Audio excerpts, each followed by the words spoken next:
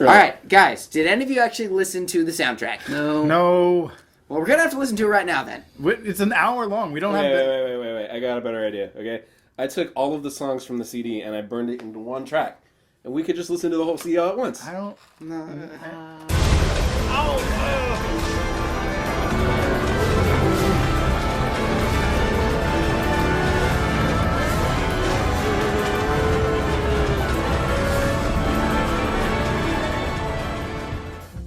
Alright guys, welcome back to another episode of Korracast. We bailed Sean out of prison, everybody else is here, so we're good to go. Thanks for that, too, by the way. Yeah, so how about you do a little recap for us? No.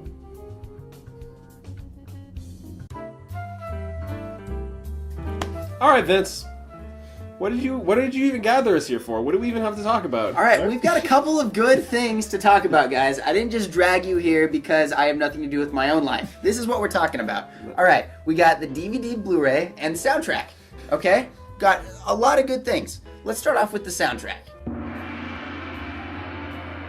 So, I've listened to it several times, and I think it is fantastic.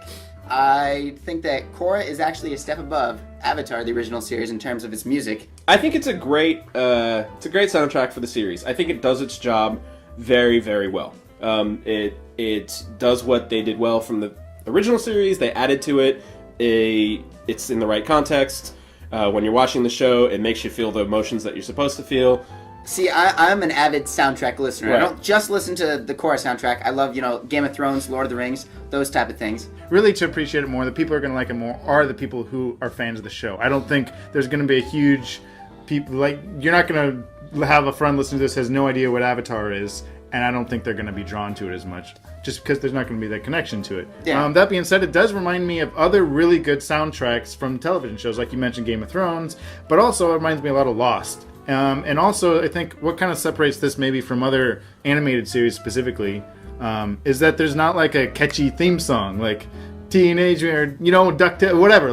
That's a cliche of animated series, right? But there's not really that with Avatar. It's much more of a I don't want to kind of put in that terms, but elevated. Well, yeah, because I guess there's like a stereotype that like an animated series has to fall under, and Avatar and Korra, they have done everything they can to separate themselves from that stereotype. It is above and beyond any other animated show that really I've ever seen. Yeah, and I think the music just kind of goes to show that too. Okay, Mike and Brian have stated that while they were coming up for ideas, remember we went to the Avatar music panel that Mike and Brian were for? That they get a lot of their inspiration from listening to scores like this. They talked about how Lord of the Rings, they got inspired by a lot of things. Same with Ben and Jeremy, the guys who are the track team. Yes. If great scores before it didn't exist, Korra may not exist. I'm thankful things exist so that the thing of Korra could exist. There we too. go. If pants didn't exist, Mike and Brian might not have warned them, and they wouldn't have been able to come up with the idea for Avatar.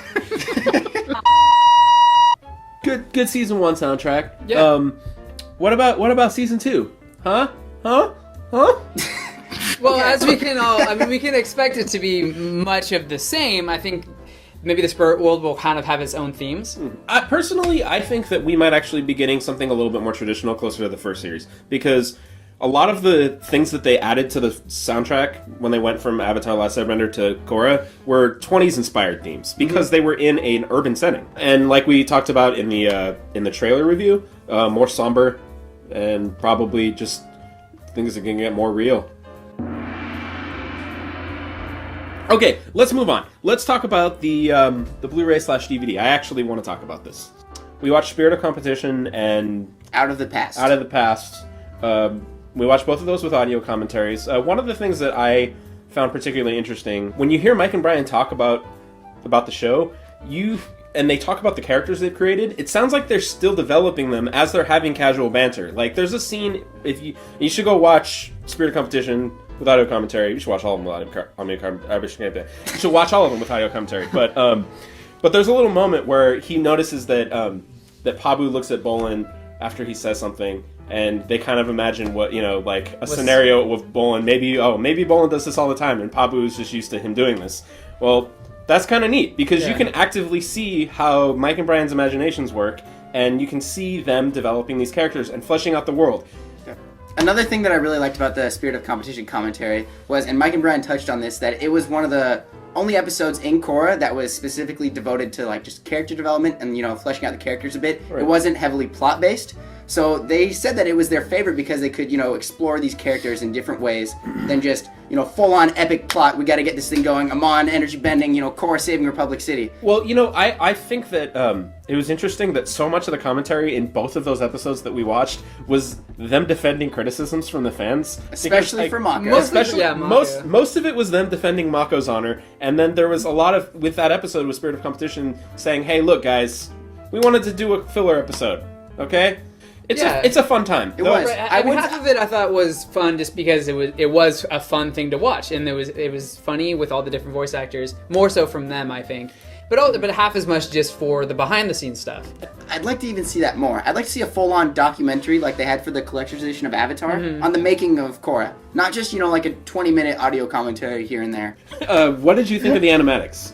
Talk about that for a little bit. I mean, I guess the DVD bonus things are always kind of a toss-up for me. I mean, they're kind of cool, but at the same time, it's hard to kind of mine new material, stuff that we've all seen for years since bonus kind of features have been out. So if you've seen animatics before, there's not going to be anything new. So I like that. The other thing, though, was a little more interesting to me. I took true appreciation of the little puppet segment they did. And it was basically, Harry Potter Puppet Pals. I don't know why they didn't just get the voice actors to play those characters. Since it was produced by Nickelodeon, I don't know why they didn't just get Jeanette Varney and all the other voice actors to play those characters. To give you clarification, to help you understand, puppets. Also humor. Also, I would like to point this out that I have a fear of puppets. The Muppets are scary. I never knew that about you. They're scary. I learned something today. As for the humor, it's definitely dialed down for the younger set. It was kind of one of those things, it's like, I'm kind of embarrassed, right? It's like, I'm embarrassed watching this. You get the impression that this had nothing to do with any of the creators of the actual Korra, right? They were blatantly self-aware of themselves, and the jokes were only jokes that people who were our age would get. How is that going to appeal to the 5 to 6-year-old audience that watches like Blue's Clues, or I don't even think that show's on anymore, any other show on Nickelodeon? They're trying to make it, we gotta get the little kids to like this for some reason. I think the reason they're puppets and they're existing in the human world is that is what cartoons look like in the human world when they're not on camera. Oh God, they look awful. Yeah. And you thought Asami was hot. No, she's hot even as a puppet. Definitely, she's a beautiful, beautiful woman. I don't know if I'm comfortable around you anymore. So here we go. We're going to give you the posters because you didn't talk much. You hold that one, and you can hold this one. Okay, so viewer response. We are not going to ask you a question this week, so don't bother having to worry about if you got a question to answer. So make sure you don't post anything in the replies. No. Instead, if you will recall... in fact, delete all your old posts as well. Man. Unsubscribe, delete your YouTube account. Delete the internet. The first 10 people to delete their accounts. Get off the grid, people. Get off the grid now. Wake up, America. If you recall, on episode 23, we started a YouTube poster giveaway contest. We're giving one of these away to one lucky YouTube fan. We also ran a contest on our Facebook, and for our Facebook contest, we are giving away one of these and one of these. Both. Giving away both. Yes. So 3 posters total. Let's look at who won. The winner of our Facebook contest is Katie Sheehan. Katie will be receiving a Book 2 Spirits Korra poster direct from Comic-Con 2013. Congratulations, Katie! Our Facebook runner-up is Melvin Taylor, who will be receiving a 2010 Korra Comic-Con poster. For our YouTube viewer response contest, our winning entry was sent to us by YouTube user Alana Sato. Alana wrote, "My favorite part of this trailer was how well it conveyed the power of bending. In Book 1, while pro-bending was awesome, I felt that the bending just didn't have the spiritual potency behind it as we'd seen in Avatar The Last Airbender. I also quite like the new style of animation, even though I was a bit skeptical about a new animation studio being used. Thank you for your great response, and enjoy your new poster. To everyone else, thank you for entering, and stay tuned for a new giveaway we'll be announcing very soon." Okay, guys, we have discussed and analyzed all of the episodes. We have talked about the soundtrack. We have talked about the DVD and the Blu-ray release. Is there anything else we need to cover as far as Book 1 goes? No, I'm pretty sure we're good. Yeah, I think we covered it all. Okay, well, guys, it's been a pleasure. We will see you in Book 2. And now, guys, it's time to remember what I taught you, enter your spirit forms, and follow me to the spirit realm.